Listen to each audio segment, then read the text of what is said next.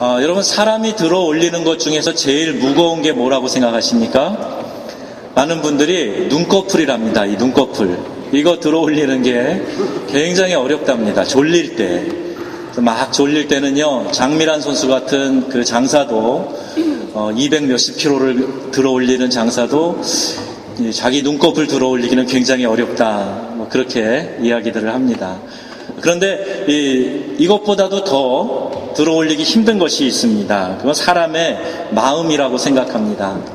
한번 가라앉은 사람의 마음을 다시 올리려고 할 때 참 많은 에너지가 필요하고, 이 자리에 가만히 있으면 안 되겠다, 그 생각에 머물러 있지 말아야지 라고 이렇게 마음을 먹어도, 그리고 몸부림쳐 봐도 마음이 잘 내 뜻대로 움직여지지 않는 걸 보면 들어 올리기 참 힘든 것 중에 하나, 우리의 가라앉은 마음이 아닌가, 이런 생각이 들었습니다.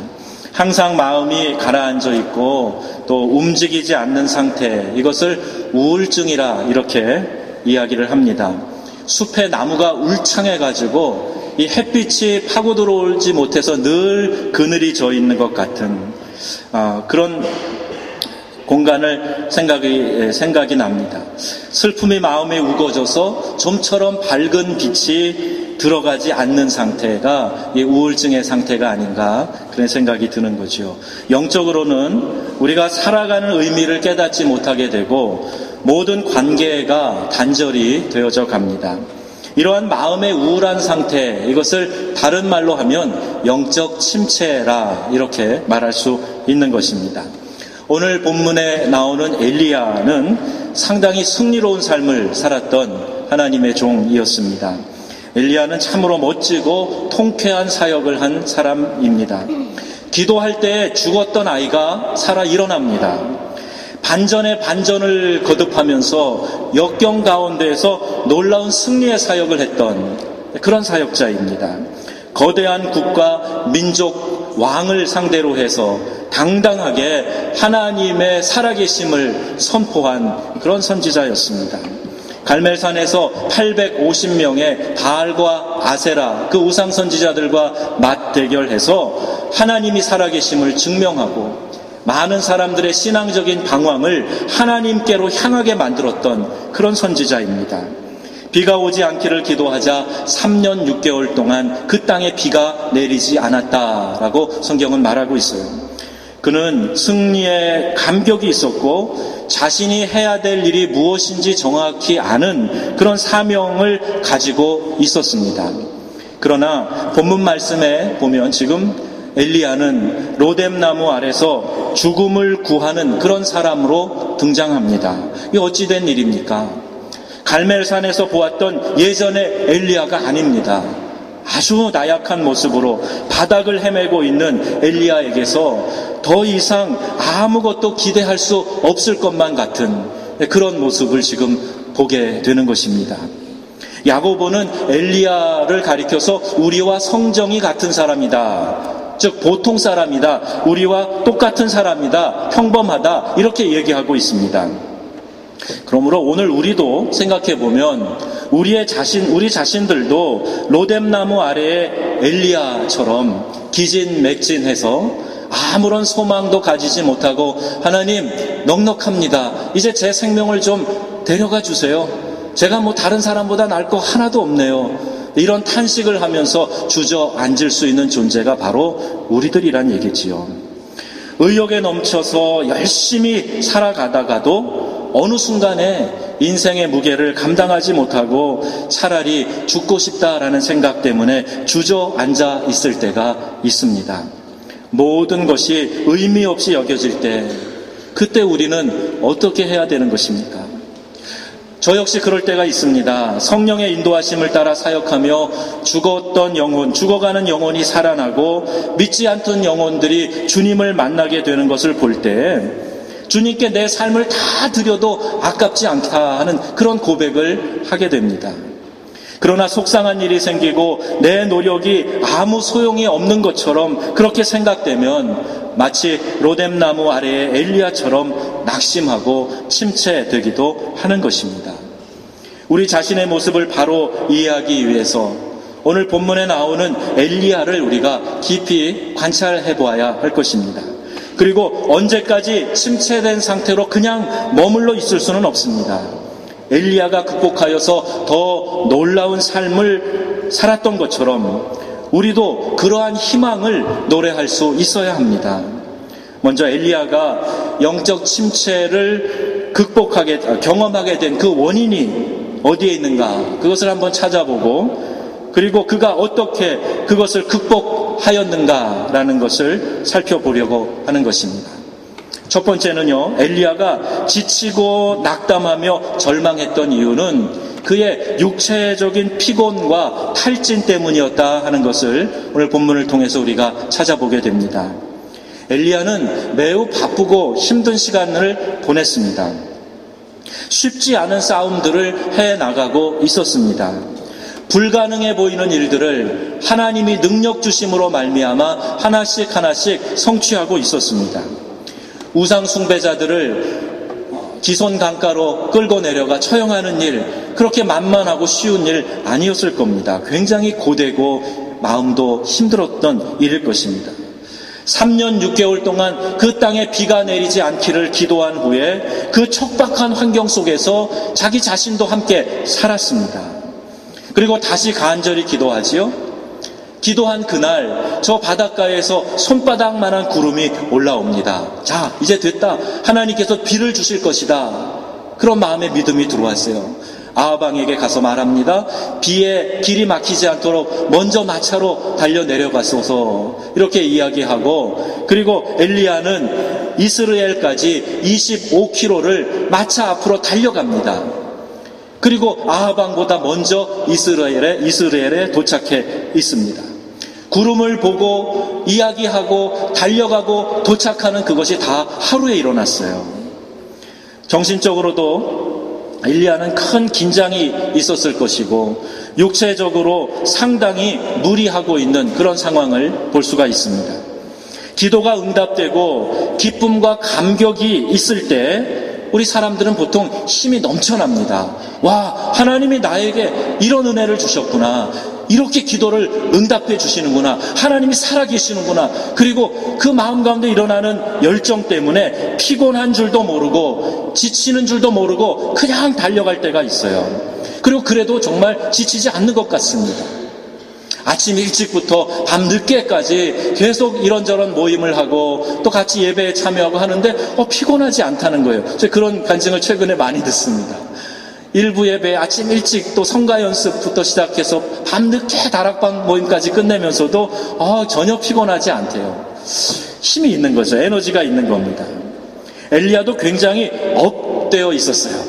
굉장히 힘이 있었습니다. 그런데 그 승리의 기쁨이 채 가시기도 전에 왕비 이세벨이 엘리야를 죽이겠다고 위협을 합니다. 그러자 엘리야는 저 북쪽 이스라엘에서부터 남쪽 유다 지역 최남단 부엘세바까지 150km를 도망해 갑니다.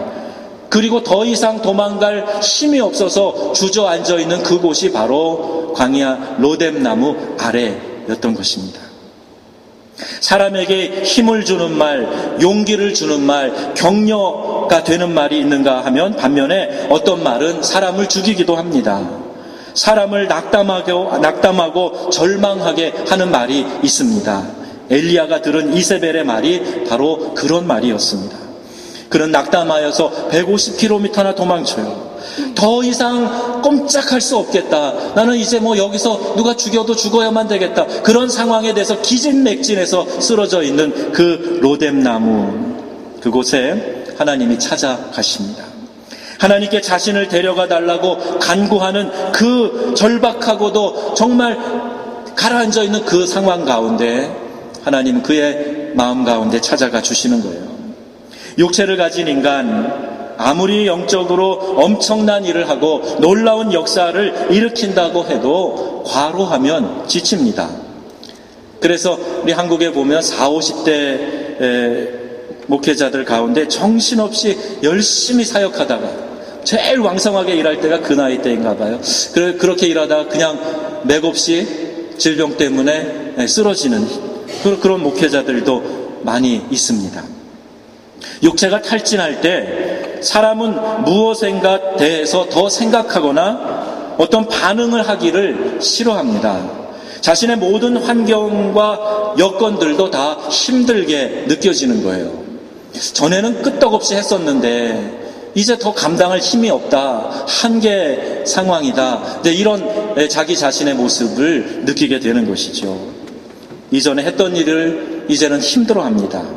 그래서 영적으로 심각한 영향을 받게 되는 것입니다. 하나님은 우리 인간을 만드실 때 육과 영을 만드셨어요.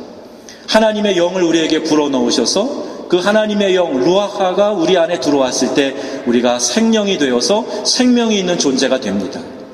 흙으로 빚어서 만든 흙덩어리가 하나님의 영으로 말미암아 영혼을 가지고 살아가는 존재가 돼요.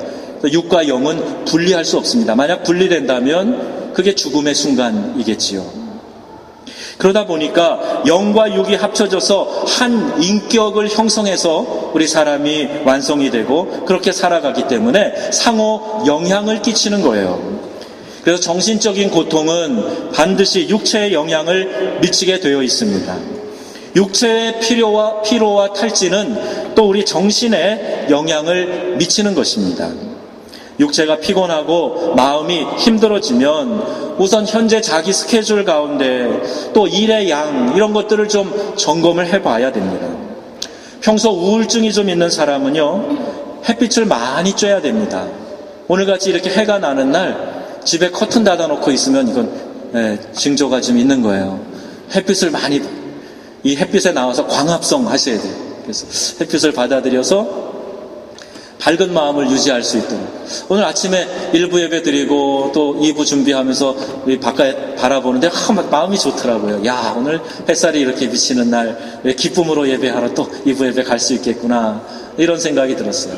오늘 데모한다고 저 앞에 막혀서 저 오는데 불편하시거나 아직 못 오신 분이 계신지 모르겠는데요. 그래도 뭐 오늘 예배하기 위해서 햇살이 이렇게 좋으니 참 좋다 생각이 들었습니다. 그리고 또 잘 먹어야 됩니다. 하나님은 먹어야 산다라는 것을 아셨는지 엘리야에게 천사를 보내주셔서 숯불에 구운 떡과 또 물을 한 병을 준비해서 엘리야를 먹게 하고 그의 그 피곤하고 지친 육체가 회복될 수 있도록 도와주시는 것을 볼 수가 있습니다. 우리 이곳에 사는 학생들이나 또 여기 오래되신 분들 다 이 원리를 아시는 것 같아요. 그래서 우리 장로님, 권사님, 또 오래되신 우리 집사님들 이런 분들이 우리 젊은이들 집에 초대하고 식사를 제공하면서 격려하고 하는 일들도 굉장히 훌륭한 일이죠. 그 일을 통해서 지친 몸과 마음이 다시 활력을 얻는 일들을 보게 됩니다. 광야에 모인 5,000명, 예수님의 말씀을 사모해서 모였어요. 아침부터 열심히 주님 말씀 들었습니다. 그런데 그렇게 말씀을 듣고 영의 양식은 채워졌는지 모르지만 배가 고픈 거예요. 이들이 어떻게 돌아갈까 주님 걱정이 되셨습니다. 그래서 제자들에게 너네들이 좀 먹을 것을 찾아줘라 이렇게 말씀을 하셨어요. 제자들이 분주하게 움직입니다. 떡을 살 때 돈이 얼마나 들까 계산도 해봅니다. 또 안드레는 가가지고 한 어린아이를 데리고 오면서 여기 아이의 도시락이 하나 있긴 있는데 이게 이 많은 사람들에게 좀 무엇이 되겠습니까? 그러면서 찾아 나와요. 예수님은 옳다, 그거라도 됐다. 그리고 그 보리떡 5개와 물고기 2마리를 가지고 거기에 모여있는 수천의 사람들을 넉넉하게 먹이시는 것을 볼 수가 있습니다.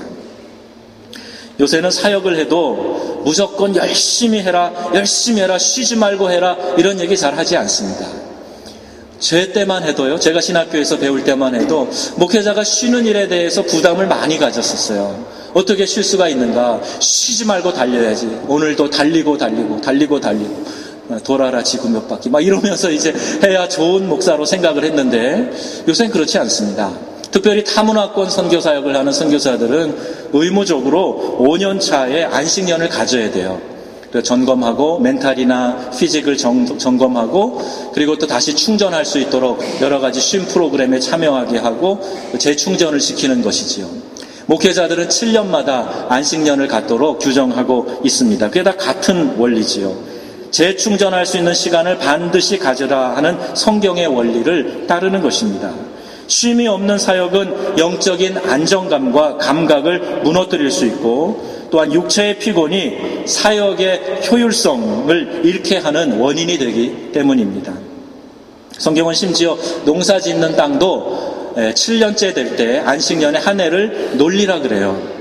아무것도 거기다 파종하지 않습니다. 그렇게 쉬게 하고 나면 그 이듬해에 파종했을 때 더 많은 수확을 거둘 수 있기 때문에 안식년을 농사에도 또 사람들의 삶의 사이클에도 또 동물들에게도 다 적용을 하면서 하는 원리를 우리에게 가르쳐주고 계십니다. 육체가 지나치게 피곤하여 탈진하지 않도록 주의하라고 우리에게 그러한 제도를 정해주신 것이지요. 오늘 우리가 살아가면서 열심을 내지만 혹시 우리의 육체가 너무 피곤해져 있으면 우리의 정신도 우리의 마음도 약해지고 영적 침체가 찾아오는 하나의 원인이 될 수 있다는 것입니다. 두 번째는 이런 것입니다. 엘리야가 침체될 수밖에 없었던 이유는 자기 중심적인 생각을 하고 있기 때문입니다. 본문 4절에 보면 지금 내 생명을 취하옵소서 나는 내 열조보다 낫지 못하니이다 라고 고백하고 있습니다. 또한 10절에 호렙산에서 임재하신 하나님 앞에서 내가 만군의 여호와를 위하여 열심히 특심하오니 이는 이스라엘 자손이 주의 언약을 버리고 주의 단을 헐며 칼로 주의 선지자들을 죽였음이오며 오직 나만 남았거늘 저희가 내 생명을 찾아 취하려 하나이다 라고 고백합니다. 그리고 14절에도 동일한 고백을 반복하고 있어요. 지금 엘리야는 어떤 생각을 하고 있는 것입니까? 그의 사역은 죽은 사람도 살려내는 사역이었습니다. 기도하면 응답이 되었습니다. 그렇기 때문에 엘리야는 나의 이전의 열조보다 새로운 일을 하고 있구나라는 생각을 스스로 했을 것입니다. 이전에 어떤 선지자가 이와 같은 놀라운 이적을 일으켰는가? 하나님이 나의 기도에 그때마다 응답해 주시고 하나님이 놀라운 역사를 나를 통해서 이루어 가시는구나. 지금 이 생각에 깊이 빠져 있을 가능성이 많이 있습니다. 그렇기 때문에 엘리야가 이 생각을 하는 가운데 이 세상에 어떤 것보다 놀라운 일을 했기 때문에 사람들이 변할 것이다 라는 기대를 지금 갖고 있는 거예요. 전에 보지 못한 일들이 일어났습니다. 850대 1로 대전에서 그 영적 전투에 승리했기 때문에 이제 머뭇하던 이스라엘 백성들이 다 하나님 앞으로 와서 신앙의 지조를 지킬 것이다 라고 생각을 했었습니다. 그런데 아합 왕과 이스라엘 백성들이 변화될 것을 기대했지만 엘리야 자신이 원하는 대로 이루어지지 않았습니다. 이스라엘이 회개하여 하나님께로 돌아오고 아합과 이세벨도 하나님 앞에 무릎 꿇어 이제는 하나님이 기뻐하시는 나라가 될 것이다 라는 이 기대가 물거품으로 돌아가고 말았던 것입니다. 자기 생각에는 위대한 일을 했는데 결과적으로 변한 것이 아무것도 없었던 거예요. 자신이 아무리 노력하고 기도해도 되지 않는 일을 보게 된 것입니다. 최선을 다하고 정성을 들였던 일이 좌절되었을 때 엘리야가 겪게 되었던 어려움을 공감할 수가 있습니다. 모든 것을 참고 견디며 그 한 가지 목적만을 위해서 달려왔는데 뜻대로 되지 않자 이제 엘리야는 좌절한 것이죠. 그리고 영적 침체와 탈진이 그에게 찾아오게 된 것입니다. 혹 여러분들 가운데 그런 경험이 없으십니까? 이 한 가지 목적을 위해서 지금 열심히 달려왔는데 마지막에 보니까 결과가 좋지 않은 거예요. 과정에서 분명히 하나님이 나와 함께 하신다라는 사인을 많이 보면서 왔는데 정작 중요한 이 마지막 고울에 이르렀을 때 원하는 대로 되지 않은 거예요. 변화가 일어나지 않은 거예요. 합격하지 못한 거예요. 그리고 내가 원했던 그것을 얻지 못한 거예요. 혹시 그런 경험 없으세요? 중도의 사업 가운데에서 직장 생활 가운데에서 여러 가지 이유로 좌절한 적은 없습니까? 가정에서 최선을 다했는데 아내나 혹은 남편이 자신과 정반대의 생각을 하면서 모든 노력이 물거품이 되었던 그런 경험은 없으십니까? 혹은 인간관계에서 많이 노력을 했는데 기대한 사람이 변화되지 않을 때 또 자녀들에게 많은 기대를 하고 투자를 했는데, 그리고 노력을 했지만 생각만큼 결과가 나오질 않아서 좌절해 보았던 그런 경험은 없으십니까? 여러분, 본질적인 사명과 연관해서 우리는 이런 교훈적인 이야기들을 종종 듣게 됩니다. 비행기가 이륙을 하려면 이 비행기의 동력이, 그 무거운 비행기가 하늘로 올라갈 수 있으려면요, 잡아당기는 중력보다 비행기가 차고 올라가는 중력이 더 세야 되지요. 근데 날아가는 비행기를 잡아당기는 중력이 더 크면 비행기는 그냥 떨어지고 마는 것입니다. 교회에서도 변화를 꿈꾸고 변화의 동력이 되어주는 사람이 있어요. 그런가 하면 여전히 변화되지 않고 헌신하지 않고 자라지 않는 사람들도 있습니다. 교회 공동체에서 리더의 역할을 하는 사람들은 누구나 자라지 않는 사람들 때문에 에너지를 많이 낭비하고 심지어는 좌절을 하는 그런 경험도 하게 되는 것입니다. 외관이 아무리 화려하다고 할지라도 비행기는 날아가야 비행기의 역할을 하는 것이고요, 배는 물 위로 항해를 할 수 있어야 배의 역할을 하는 거예요. 그래서 이런 말이 있습니다. 아무리 화려한 타이타닉이라고 할지라도 침몰하는 배에는 타지 않는 것이 상식이다 하는 얘기예요. 배의 기능을 하고 있지 못할 때에는 그 배의 본질적인 사명을 감당하지 못하는 것입니다. 비행기가 사람과 짐을 싣고 그 중력을 이기고 하늘로 날아가지 못한다면 비행기의 역할을 감당하지 못하는 겁니다. 교회는 교회에 주어진 사명이 있습니다. 교회가 교회의 사명인 영혼을 구원하는 일, 잃어버린 영혼을 찾아내고 그에게 복음을 전해서 천국 백성을 만드는 일에 대하여서 그 본질적인 사명을 감당하고 있지 못하다면 날지 못하는 비행기, 물 위를 항해하지 못하는 구멍 뚫린 배와 다를 것이 없는 것입니다. 엘리야가 하나님의 말씀을 듣고 깨달은 것이 있어요. 그것은 하나님께서 모든 일을 성공시키기 위해서 엘리야를 부르신 것이 아니라는 것입니다. 하나님의 기대는 엘리야를 통해서 너 그거 다 성공시켜야 돼가 아니라 얼마나 지금 내가 준 그 일에 대하여서 내가 성실했느냐, 이것이 하나님이 엘리야에게 원하셨던 하나님의 기대입니다.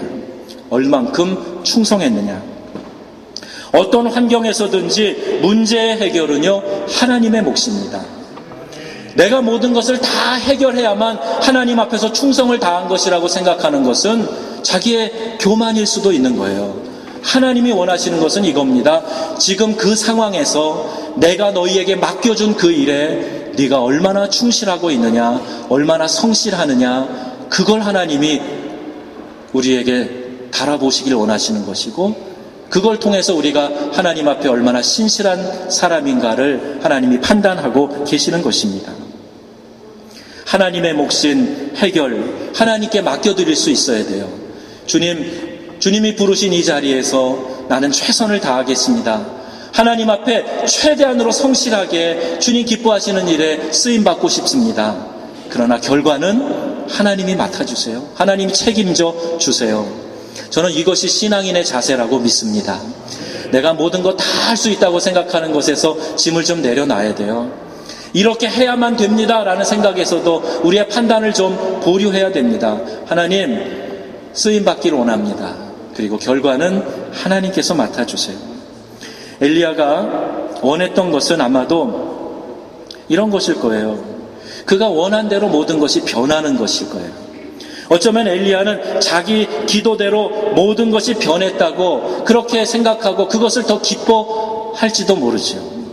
내가 기도하는 대로 역사하신 하나님, 이제 그 기도 가운데 역사하셔서 이 모든 일들을 이루어 주셨습니다. 이 고백을 하고 싶은 마음이 아마 여기까지 가득 찼었을 겁니다. 하나님은 바로 그런 엘리야의 모습을 깨우쳐 주시고 엘리야를 붙들고 계시고 엘리야에게 그 일을 맡기신 당신에게 주목하라고 지금 말씀하고 계시는 거예요. 결국 하나님이 정하신 목적과 일하시는 때와 방법이 있다라는 것을 엘리야는 고백하게 됩니다. 그리고 다시 한번 하나님 앞에서 헌신합니다. 최선을 다해 돌보던 자녀와 사업장이 어려운 국면을 맞이하게 되었을 때, 또 교회에서 일을 하면서 힘들고 어려울 때 그만 지쳐서 번아웃 될 수가 있어요. 해도 소용이 없구나. 내가 이만큼 해도 끝까지 이룰 수 있는 것 별로 없구나 생각될 수 있습니다. 그러나 주님은 그러한 상황 속에서 우리가 얼마나 주님을 성실하게 섬기고 사랑하고 있는가, 그걸 보기를 원하시는 거예요. 아무개야 네가 이 문제를 책임지고 끝까지 다 해결해라, 이렇게 말씀하시는 게 아니라 네가 부름받은 그 자리에서 성실하게 최선을 다해줘라. 그것이 하나님의 기쁨이 될 줄로 믿습니다. 우리는 하나님의 그 마음을 우리가 받아들인다면 모든 것에서 우리 자유로울 수 있어요. 마음의 기쁨을 항상 유지할 수 있습니다. 오늘 우리가 다 알지 못하는 계획과 목적을 가지고 일을 추진해 가시는 하나님, 그 하나님을 다시금 신뢰하고 그 하나님에게 다시 우리의 신앙 고백을 올려드려야 할 줄로 믿습니다. 그래야 영적인 깊은 침체에서 빠져나올 수 있게 되는 것입니다. 지친 엘리야를 어루만지시면서 치유와 회복을 주신 그 선하신 하나님을 우리가 바라보아야 합니다. 그분을 철저히 의지할 때 영적인 침체에서 벗어날 수 있게 됩니다. 세 번째, 엘리야가 영적인 침체에 빠지게 된 이유는 상황을 자기 중심적으로 판단했기 때문입니다. 3절에 보면 엘리야가 이 형편을 보고 라고 이렇게 기록되어져 있습니다. 자기가 기대했던 현상이 나타나지 않는 그 형편을 보고 지금 침체에 빠지게 되었다라는 이야기이죠. 백성들이 정신 차리고 변화되었으면 좋았으려니와 백성들은 여전히 권력자의 눈치만을 봅니다. 아합과 이세벨이 하나님 앞에 회개하지 않고 오히려 자기를 죽이려고 기세등등한 모습을 보게 되었을 때 엘리야의 도망이 시작되는 것입니다. 지금까지는 이 엘리야가 목적을 향해서 이 승리가 있으면 반드시 이 백성이 돌아올 거야. 아합 왕도 이세벨도 회개하고 이 백성을 하나님 앞에 거룩하게 세울 거야 라고 생각했는데, 그러한 상황이 발생하지 않고 오히려 지금 나를 죽이겠다고 혈안이 되어 있는 권력자의 모습 앞에, 그 상황 앞에 지금 겁에 질려 있는 것입니다. 근데 여러분, 여기서 우리가 볼 수 있는 것은요, 여태까지 엘리야가 현실을 인정하고 받아들인 사람이 아니었는데 왜 이렇게 됐을까? 죽어있는 아이를 보고 하나님이 역사하시면 살아날 수 있다고 믿었기 때문에 그 아이를 위해서 기도한 것 아닙니까? 죽은 아이가 살아났어요. 죽음이라는 현실의 가장 큰 절망 가운데에서도 그 절망에, 그 상황에 휩싸이지 않고 엘리야는 아이를 살려내는 기도를 하나님 앞에 올려드릴 수 있었던 사람입니다. 그가 지금 현실 너머에 있는 하나님을 바라보고 환경을 바꾸었던 사람이었는데, 지금 그 상황에서는 엘리야가 현실 너머에 있는 하나님을 바라보지 못하고 있는 거예요. 상황을 바꾸었던 그가 지금은 하나님의 모습을 찾으려 하지 않고 자기에게 닥쳐 있는 이 현실의 모습만을 생각하고 있는 것입니다. 그래서 엘리야에게 이 영적 침체가 찾아왔어요. 가데스 바네아에서 이스라엘 백성이 분노한 이유가 무엇입니까? 10명의 정탐꾼들의 부정적인 보고 때문이었습니다. 그러나 여호수아와 갈렙은 이 절망의 현상을 넘어서 그 너머에 계시는 하나님의 놀라운 약속과 그 은혜를 바라보았습니다. 당장 앞에 닥친 문제만 바라보고 환경에 집착하면요, 하나님 보이지 않습니다. 내 주변에 있는 이 문제에 휩싸여 가지고요, 하나님 볼 수가 없어요. 하나님이 그 인생에 파고 들어오실 수 있도록 그 여지조차도 남겨두지 않습니다. 이것이 문제입니다. 이것이 문제입니다. 그리고 모든 내 상황에다가 문제에 깊고 높은 담장을 세워놓고 하나님조차 들어오실 수 없는 것처럼 생각하고 있단 말이에요. 그래서 영적인 침체가 찾아옵니다. 여러분, 우리가 다 비행기 타고 여행하는 사람들 아닙니까? 비행기가 이륙해서 내려다 보시면 어떤 생각이 드세요? 땅에 있는 큰 집, 작은 집, 뭐 별로 차이가 없지 않습니까? 뭐가 더 높고 뭐가 더 낮은지 그거 하늘 저 위에 올라가서 보면 별로 비교되지 않습니다. 어떠한 높은 벽과 같은 우리의 삶의 문제가 절망처럼 찾아온다고 할지라도 조금 공중에만 올라가 봐도 그것이 별거 아닌데 하나님의 시선으로, 하나님의 차원으로 그것을 바라볼 때에는 아무 문제가 되지 않습니다. 여러분, 현실을 바라보면서 그것 때문에 그렇게 위협을 느끼고 주저앉아 있고 절망하지 마시기 바라요. 하나님의 시선으로, 하나님이 우리의 환경을 넘어서서 그 너머에 계시는 분이라고 그렇게 믿고 고백한다면 오늘 우리의 삶에 닥쳐있는 그 많은 문제들은 아무것도 아닌 정말 고까지 것밖에 되지 않는 아주 가소롭고 하찮은 것이 될 수도 있다는 것입니다. 우리의 현실에 갇혀 있으면서 하나님을 그 안에 가두어 놓으려고 하는 불신앙에서 벗어나서 능력의 하나님, 우리의 삶을 바꾸고 새로운 삶을 살아가게 하시는 하나님, 그 하나님을 깊이 묵상하시는 저와 여러분 되기를 축복합니다. 우리의 삶 가운데 하나님께서 놀라운 역사를 이루어 주실 줄로 믿습니다. 절망을 이기고 영적인 침체를 벗어나는 사람들에게는 주님은 다른 사람들을 맡겨주세요. 교회가 영혼 구원의 그 소중함을 생각하고 그리고 그 사람들을 어떻게 하면 더 구원할까에 깨어 있으면 하나님은 상처받은 우리지만 영적 침체를 경험했던 우리지만 그것에서 회복된 것을 통해 더 귀한 사역을 하라고 더 많은 사람들을 맡겨주신다는 겁니다. 전에 그 Wounded Healer라는 제목의 책을 본 기억이 있습니다. 우리가 다 상처받은 사람들이에요. 그런데 상처에서 회복되었기 때문에 그 영적인 침체에서 회복되었기 때문에 놀라운 치유자가 되었다는 겁니다.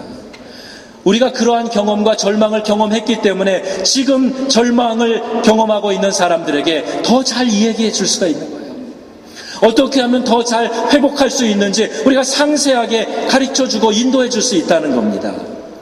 그래서 굴곡이 심했던 가정일수록, 개인일수록, 교회일수록 오히려 더 귀한 사역을 할 수 있는 가능성을 가지고 있는 거예요. 여러분, 40년의 우리 교회의 역사 평탄하지만 않았습니다. 여러분이 다 오래 계신 분들은 다 그 역사의 기억들을 가지고 계실 거예요. 그렇기 때문에 하나님은 우리 교회를 더 귀하게 사용해 주실 줄로 저는 믿습니다. 우리 안에 있는 모든 어려움과 과거에 겪었던 상처와 절망과 영적인 침체, 이것이 오히려 회복되었을 때 놀라운 에너지가 되어서 오히려 주변을 더 풍요롭게 하고 더 많은 사람들을 바르게 이끌어 갈 수 있는 우리 안에 있는 큰 잠재력이 되기 때문입니다. 여러분, 우리 안에 이 한 가지만은 꼭 기억했으면 좋겠어요. 교회의 본질적인 사명은 영혼 구원하는 것이다 하는 겁니다. 영혼 구원하라고 하나님이 교회를 세우신 거예요. 영혼을 구원해서 그 영혼 지옥 백성 만들지 말고 하늘나라 백성 만들라고 이 교회를 세워주신 줄로 믿습니다. 여러분, 다른 것은 부족할 수 있어요. 이 환경이나 다른 여건이 우리한테 충족되지 않을 수 있습니다. 그러나 우리가 이 본질적인 사명을 잃어버릴 때 우리 교회는 아무것도 아닙니다. 주님, 우리가 갖고 있는 모든 열악한 여건들, 우리의 연약함들, 우리의 상처들, 우리의 영적 침체들 주님 회복시켜 주시옵소서. 결단코 우리가 영혼 구원하는 이 일만큼은 소홀히 하지 않겠습니다. 주님, 우리 교회의 이 본질적인 사명 지켜가겠습니다. 우리가 이 고백을 올려드리게 될 때 하나님은 우리를 위대하게 사용해 주실 줄로 믿습니다. 상황으로 인해서 깊은 침체에 빠져 있다면 우리는 주변을 바라보는 시선을 옮겨서 하나님께 집중할 수 있어야 합니다. 그러면 한때의 침체는 오히려 새로운 일을 시작할 수 있는 놀라운 도약판으로 활용이 될 줄로 믿습니다. 한계라는 벽을 쌓아놓으면 안 돼요. 이 정도쯤이야. 넘어설 수 있어야 됩니다. 우리 학생들 일부 예배 때 이 얘기를 하면서 우리 같이 잠깐 웃었는데 웃어주시기 바랍니다. 여러분, 혹시 IQ 검사에서 2자리로 나온 사람 있어요? 그래도 낙심하지 마세요. 여러분이 혹시 그것을 한계라고, 내 지적 능력의 한계라고 생각하고 계세요? 아니요, 절대 그렇지 않아요. 하나님이 여러분에게 지혜 주시면 여러분을 들어서 하나님이 위대한 일을 하실 겁니다. 여러분의 IQ가 문제가 아니에요. 내 지금 공부하고 있는 학교나 무슨 수업의 환경이나 가정의 백그라운드나 이것 중요하지 않아요. 하나님이 나를 들어서 쓰시느냐, 내게 지혜를 주시고 나를 사용하시느냐, 하나님이 나를 높여주시느냐, 아니면 내 능력으로 살아가고 있느냐, 그 차이만 있을 뿐입니다. 저는 우리 학생들이 이곳에서 목적을 가지고 열심히 달려가는 여러분 모두가 내 능력이 아니라, 내가 쌓아놓은 그 한계의 장애물이 아니라 그거 너머에 계시는 하나님을 발견하셔서 놀라운 승리를 경험하는 여러분 모두가 되시기를 축복합니다. 더 나아가서 하나님께서 우리에게 새로운 사실들을 깨닫게 하시고 더 귀한 일들을 맡기실 것이다 라는 것을 우리가 기대해야 돼요. 육체와 정신이 너무 피곤하신 분들 잘 쉬세요.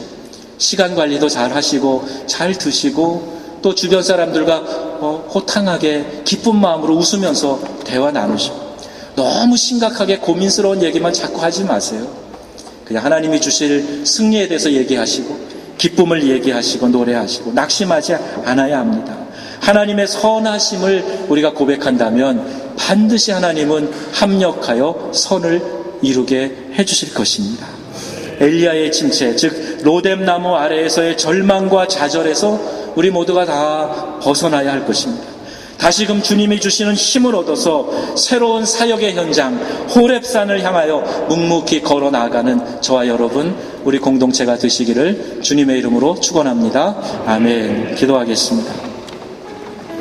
하나님, 우리 모두가 각자 여러 가지 모양으로 경험하게 되는 우리의 삶의 한계, 영적인 침체 잘 벗어날 수 있도록 그것을 이기는 영성을 우리에게 주시옵소서. 영적 침체에 늘 갇혀있는 것이 아니라 넉넉히 승리하고 나아가는 영성을 우리에게 허락하여 주시옵소서. 우리 다 같이 한 음성으로 고백하며 기도하시겠습니다. 하나님 아버지, 감사합니다. 오늘 우리에게 하나님께서 허락하신 일들을 바라보며 나아갑니다. 우리의 한계를 바라봅니다. 하나님, 외모지상주의, 물질 만능주의를 저희가 살아가고 있지만 하나님, 그것에 갇히지 않기를 원합니다.